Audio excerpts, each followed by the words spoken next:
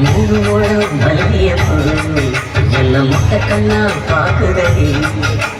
முட்டை கண்ணு மல்லிய பொருள்